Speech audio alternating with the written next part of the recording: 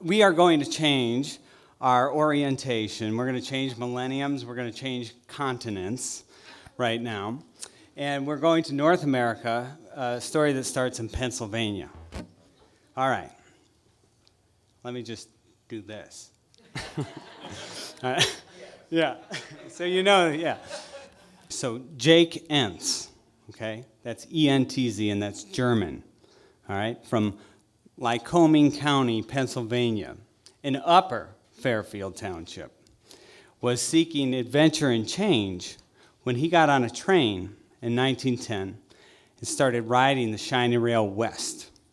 Now, Jake was enticed by word that he'd gotten that Waterloo, Iowa, with its railroad terminals and industrial swell. Remember, this is kind of, early 20th century when America is nearing the height of its industrial powers. But Jake had heard that Waterloo, Iowa was a town bustling with opportunity, so he thought, yeah, I'll give it a shot. So he went. That's where he ended up. And Jake found himself a home there in Waterloo.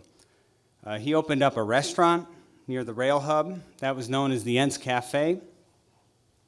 And actually in 1914, during a game of chance he was playing, he ended up winning a 400-acre farm. Someone actually bet the farm, and and he was the benefactor of that deal. And so, his family was still out in Pennsylvania, so Jake would write letters home and to his mom and dad and his brothers and sisters and kind of tell them what was going on out there in this new world. And, it seemed like he was getting along rather nicely, so they started coming out west as well. Now, Jake's brother, Adam Entz, was a diminutive man, little guy. And Adam arrived in Waterloo in about 1912. And he opened up like a meat counter on East 4th Street in downtown Waterloo. So you had this kind of neat little symbiotic family business dynamic that was born because food that was produced on the farm that had been won would supply the meat market and the cafe. These were hardworking people who generally thought that drawing attention to oneself was distasteful. And it makes me wonder what they would think of the cell phone culture we've created today. In fact, let's try that for just a moment. Here, person born in 1890. You're going to stand there, and I'm going to take out of my pocket a phone. I keep my phone in my pocket, but I never used the phone to call anyone. But I'm gonna take your picture, and it will appear instantly on the screen of this phone. Yes, this phone has a screen. But not only that, I'll do you one better, because with the touch of a button, I can apply a filter that will render your face in the likeness of a house cat. Cute, right? Now, these people saw 2 world wars. They ain't never seen nothing like the cat face filter on the magic phone. Anyway, all I was going to say is that one luxury that Adam Entz on occasion indulged in were diamonds. He liked sparkling diamonds, kind of the progenitor to bling he was, So one day this is going to get him into some trouble, because Adam is there at the market doing his work, and he's wearing a diamond stick pin on his tie, when in walks a local common criminal by the name of Del O'Dell. Del O'Dell was his real name. And so he walks in to the Entz Market, and he sees the proprietor, Adam Entz, with this diamond stick pin in his tie. And Del O'Dell, the criminal, thinks, well, this seems like a well-appointed man, and I think I'd like to have that diamond. So Del O'Dell follows Adam Entz home. Cue the minor chord, because something scary is going to happen. All right, so I'll play the song, because research tells us that your attention will start waning pretty soon, unless I change mediums. So I will play you the song. It's called "Owner of the Entz Market Gets Robbed," taken directly from the Waterloo Cedar Falls Courier headline right after the event happened in the early 1920s. So here's the song, and then we'll talk some more, because really it's been great talking to you folks.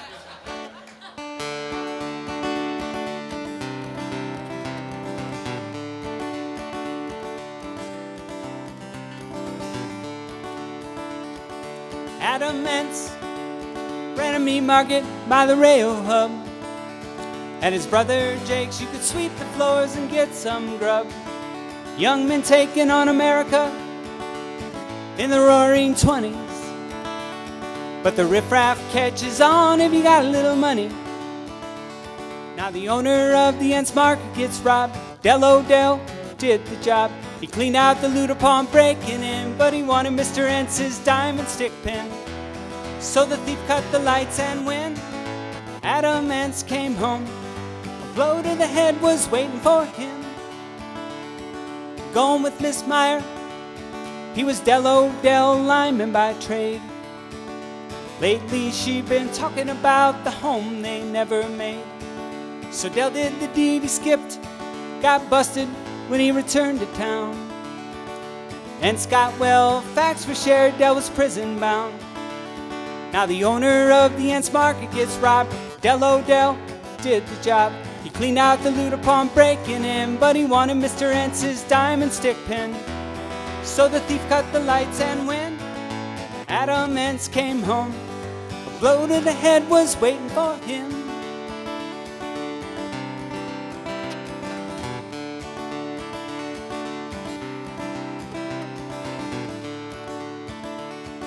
Life at Fort Madison was not so glamorous. Del appealed for clemency when he was feeling amorous. He returned to Miss Meyer, only to rob her joy. Got sent up again, so you stay away from the bad boys. Now the owner of the Entz Market gets robbed. This two-bit thug did the job. Cleaned out the loot upon breaking in, but he wanted Mr. Entz's diamond stick pin. So the thief cut the lights, and when Adam Entz came home, a blow to the head was waiting for him. A blow to the head was waiting for him.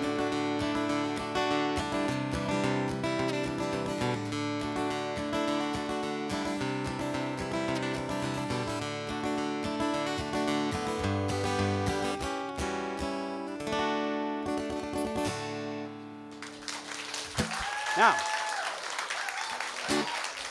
thank you kindly. Thank you very much. Now, there's more. There's more to this. So, okay, yeah, it's story time. So, you heard in the song what happened. Well, that night, Del O'Dell did follow Adam Entz home, but he didn't rob him that night. But what he did was he tracked Adam for the next couple of weeks, kind of learned about his habits and routines, saw when he would come and go. All right, and then he returned to the house when he knew that Adam would be gone and working at the market, and that's when he robbed the joint, cleaned out all the valuables he could find. They found the family sewing machine in the Cedar River. I don't know. But anyway, the whole thing that started with this was that diamond stick pin that he saw Adam Entz wearing in the market, right? He didn't find that when he robbed the house. So he cleans out all the valuables from the house, doesn't find that, and thinks, guess I got to stick around here, wait till this guy comes home so I can rob him because he's probably wearing the stick pin. So now I got to cut all the electricity, and I got to find like a lead pipe to knock him out cold. And that's exactly what happened. So that when Adam Entz came home and opened the front door, he went to turn on the lights. Del had cut the electricity, and then wham, lead pipe to the head. Ouch. Yeah, knocks him out cold. Sure enough, he was wearing the stick pin. So Del takes it, and off he goes to Minneapolis. Now, to make a long story longer, let me tell you about Minneapolis, just real quickly. In the 1920s and part of the 30s, it was the most corrupt town in America. There was a crooked sheriff there, and it was a pay-to-play thing where if you were a gangster or a criminal or anyone in the underworld, if you paid, you could stay as long as you wanted in Minneapolis. Cops would look the other way. You could consort with other criminals about jobs you wanted to pull. You could find a girl. You could find a place to stay. It didn't matter as long as you did not commit a crime within the city limits of Minneapolis. So this place was teeming with criminals in those days, and yet it was largely crime-free and a very safe place to be. Gotta love humanity, right? So anyway, so Del O'Dell goes up there, and he pawns all the wares that he stole from Adam. And then he runs out of money and he returns to Waterloo. And then he gets caught and sent to prison. Okay, we're almost there. Now, Jake and Adam Entz were my great-great-uncles. Yep, true story. Thank you. I guess, I don't know. Yeah, Adam was short, whatever. Anyhow, so the point is, a neat item that I have in my possession is a letter from the Fort Madison Federal Penitentiary in Fort Madison, Iowa, and it is written by the robber man, Mr. Del O'Dell, and it is addressed to my great-great-uncle, Adam Entz. And in the letter, the robber man, Del O'Dell, is thanking Adam, whom he robbed and assaulted. Why? Because Mr. O'Dell was coming up for parole, and Adam Entz, my uncle, decided to put in a kind word to the prison parole board, basically saying, give the guy a shot, which is kind of a big thing to do. So let's kind of tie this up here a little bit. What happened to all these people? Well, Del O'Dell, when I researched him, the trail on him went cold after a certain time. He did get paroled. He did not make it on the lawful side of life. He was in and out of prison over the next several years until I don't know where he ended up or when he died.